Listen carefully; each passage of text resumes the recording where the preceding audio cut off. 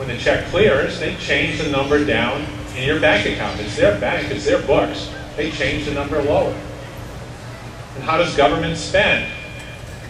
When you get your Social Security check and you're watching on your computer screen, and you had $1,000 and there's $2,000 coming, the government changes the 1 into a 3, and now you have $3,000. All they did was make your number higher. They didn't take some gold coin and pound it into their computer. That's all it is. Now, where else do we see this happen? You kick a field goal in football and you get 3 points. Where did the stadium get those 3 points? They don't get them from anywhere. Okay.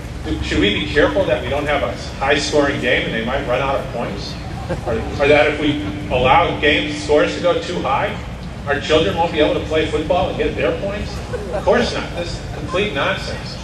Government spending is not constrained by anything except their willingness to change numbers in your account.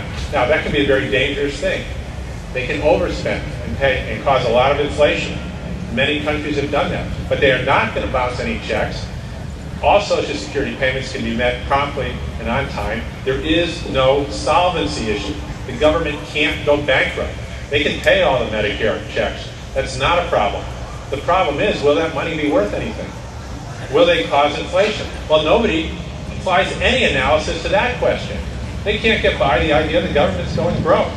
George Bush said it 4 times in one day, and Obama said at least twice the government's run out of money. The government doesn't have or not have any money. They're the scorekeeper. They just change the numbers in our account. They don't. Okay, so using up my time very quickly. Do I have time to tell you how we're going to pay off China? No. Okay, all right. So everybody asks me, well, how are we going to pay off China? And why are they asking that question? Because the media is flooding us with that question. We're worried about China. How worried are we?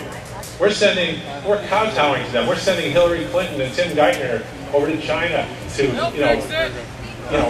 kowtow and ask for concessions, and we're afraid to discuss nuclear weapons in Korea, and we're afraid to discuss nuclear rights because they might not buy our debt and we might not be able to run the country.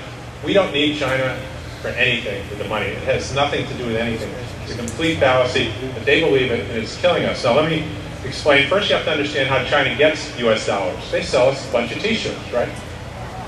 So we buy a bunch of T-shirts, and what the Federal Reserve does when the checks clear is they take money out of whoever bought the T-shirt, they take money out of our account at the Fed, and they put it in China's account at the Fed. It's a checking account. It's a transactions account. They call it a reserve account. They give it a fancy name because it's the Federal Reserve. So China sells the T-shirts, gets $1 billion in their account. Now, what does China do with that money? Well, they have a couple of things. They can spend it, and then it will go back into our account. Or they can just leave it there, earn no interest. Or they have a third choice, called a treasury security. What is a treasury security? Treasury security is a fancy name for a savings account at the Federal Reserve. You give them money, when you buy a treasury security, they give it back to you with interest.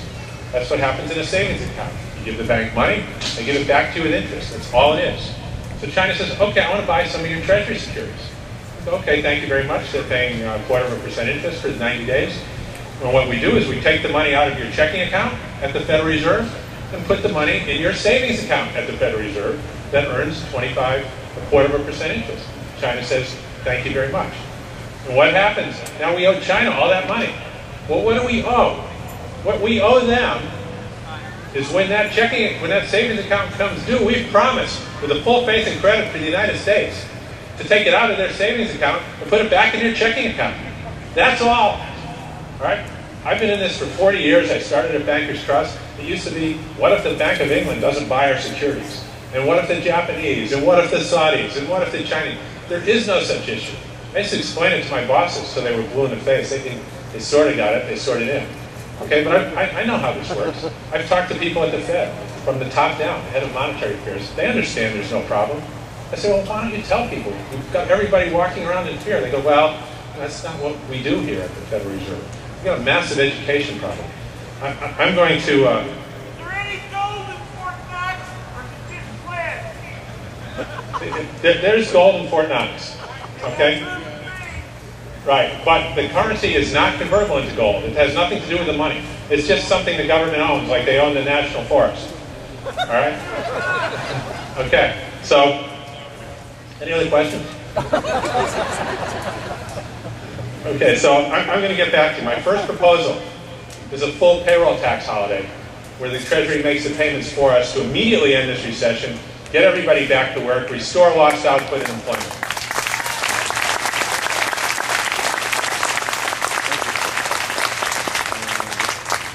Take that back. My first proposal is to swear all these people in so they don't lie to us without facing criminal penalties. Okay. Second proposal, and it's time to go. Shovel-ready projects, excuse me. Okay, what we should be doing is just pushing the money back to the states on a per capita basis. In other words, according to the number of people you have.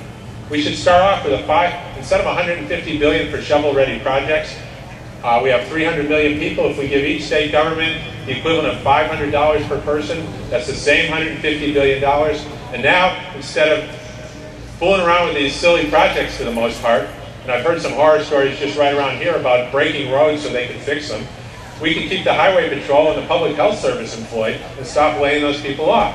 Okay? Now, it's also fair.